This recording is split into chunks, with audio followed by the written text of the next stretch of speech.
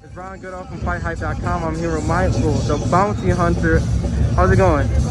I'm good. I'm chilling. I'm at home. Oh yes, definitely. Just want to just catch up with you and just see how everything's been and how you're always in the gym, you're always working, you're always putting fun stuff out on social media. How's everything been with you? Good. Trying to lock in some fights. We got something good coming up. Just waiting for these contracts to come in, and it's gonna be exciting for me. Hopefully we close out the year really solid, and just kind of in a waiting pool for that 2022. Now the whole entire heavyweight division kind of shifted, and chapters have closed. The Fury Wilder has closed. You've been in there with Fury, and you've been talking like Fury's gonna get Wilder. It's happened.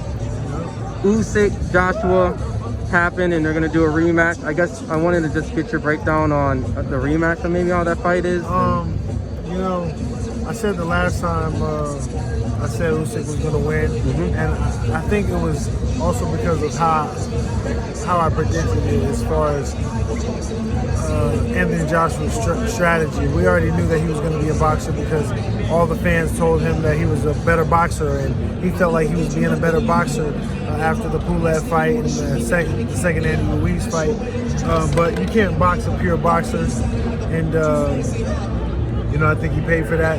And now he sounds like he's going to brawl him. Will he have a better chance?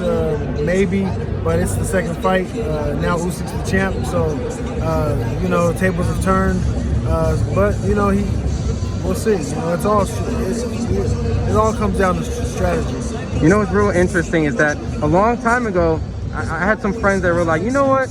I don't think AJ should take that Michael Bounty Hunter fight, because but like, oh, but he's smaller and things of that nature. You went against Usyk, went back and forth, and now it shows that the cruiserweight division might be a little bit more talented than the heavyweight division. And when because you go in the heavyweight division, you dominated over in New York on the Triller card in front of everyone, and Usyk is dominating. I think that a great small fighter can always be the good big fighter, I think that's kind of what we've seen right there. Usyk is a great fighter. He's won pretty much everything that he needed that could have checked it off. So he's done some incredible feats, and for them to put that in for them to have that fight, it was very courageous, and I tip my hat off to Anthony Joshua because I think that was the worst style or the worst fit for Anthony, and he was he took it. So but when it comes to the business, and that's how they've always been, it's more business than boxing. I think that was kind of a silly move. None of the other guys would have even dared to do so, such a thing. So but now he has to get his opportunity back, and it's a space there for him to be great. So we'll see. When when you fight for the heavyweight title and you're climbing up the rankings and getting closer to the mandatory position, is it more important to win the title or get the rematch against Usyk and get the title through him? I think that I can't really. My whole career, I've just been. I haven't had too many choices, so I don't know if I will have these choices. However the chips fall, I just play accordingly. I think eventually I get to fight Usyk. Hunter and Usyk too comes. How soon, I'm not sure, but I think once I just continue to do my part, and as he continues to do his, we'll meet somewhere. And then seeing that more than likely, because of that, the Fury and Dillian Whyte fight will happen, since the Whyte and Otto Wallin fight hasn't been made again after Dillian Whyte got the injury. Is that also maybe the path that you want to go towards the Fury and Whyte? And if so, who do you think you'll be facing if you did that? I don't think any of those guys are going to fight me.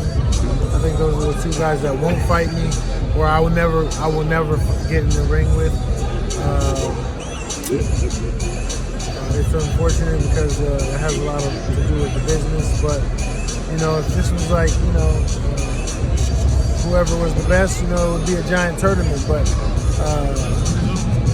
or even the best promotion or something, you know. But they have the fighters competing, but you know, the promoters compete in a very different, subtle way. So I think that, you know, I don't have the choice, but I just do what I do.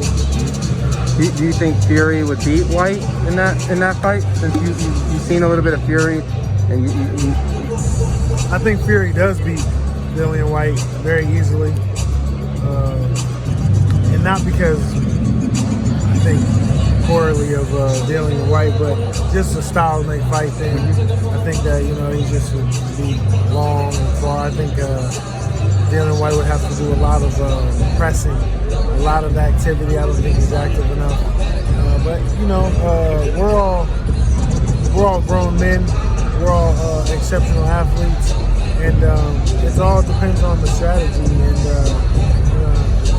that night. So. And a couple other fights. In a couple weeks from here, we got Terrence Crawford and Sean Porter. I know you've been around Sean Porter. He's in the Vegas area, and think how do you see that fight going? You think? I think that's a good fight. I think Sean Porter or anybody is pretty much, he's going to give you a run for your money. He's always have. He's always been basically in that A lane, and I think this is going to be a back and forth battle. I think Sean is going to find his way because that's what he does. You know, he has had a lot of experience.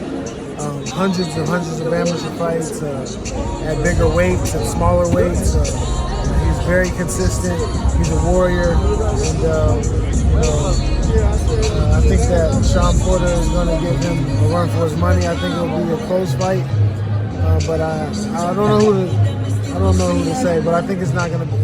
It's going to be a good fight.